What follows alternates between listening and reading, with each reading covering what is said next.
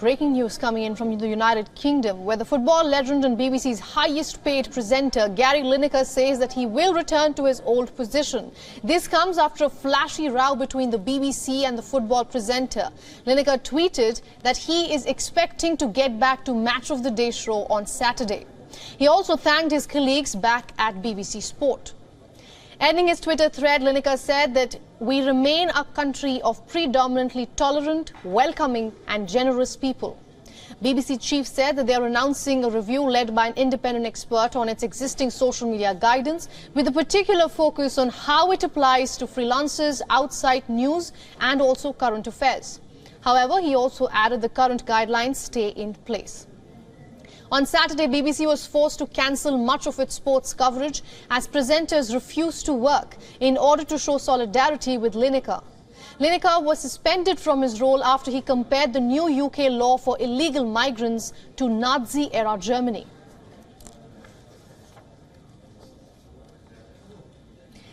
And for more on this, we have been joined by correspondent Alex Isat from London. Welcome to the broadcast, Alex. Gary Lineker is all set to return as the Match of the Day presenter. What kind of reaction are you getting in from London? Well, it does seem that this was a bit of a climb down for the BBC and Tim Davie, who has said that there will be an inquiry into the situation and obviously the social media policy as well. Now, it does seem that a lot of people are still quite divided on this issue of Gary Lineker. He is the highest paying presenter in the BBC, which is paid for by the taxpayers. Now, of course, football itself does bring in a lot of money to the BBC and to the country. And of course, having only 20 minutes on Saturday and 15 minutes on Sunday to show the sports news does show how much those presenters are needed. But a lot of people are questioning, is that amount of money really still needed to go into a sport like this, and should the BBC be paying for it overall? But then you have the others who say that Gary Lineker could go anywhere if he wanted to. So the fact that he's staying at BBC means that he is quite loyal.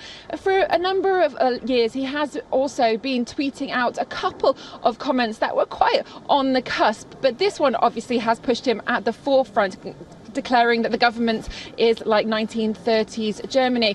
But going forward, I think many people who were supportive of him, a lot of the footballers and a lot of his presenters that were standing by him as well, they'll be happy that they can continue as normal in the ongoing weeks. Absolutely, and you've pointed out towards the divide also that this entire row has put forward. In fact, just before the announcement, Keir Starmer has said that this is a mess of the BBC's own making. So I want to ask you, have you heard anything from the pundits who had refused to take part in the event post Lineker's sacking? Will they return with him on Saturday or not? We do understand, yes, that they will.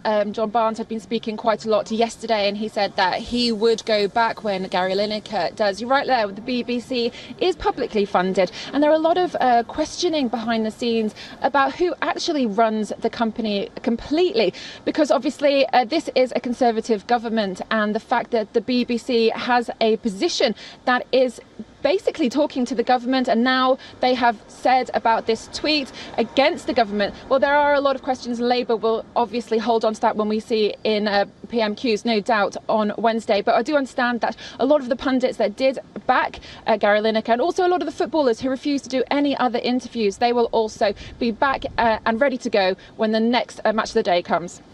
Alex, before I let you go, this back and forth has sparked a debate over how an employee's social media usage can actually impact his or her job.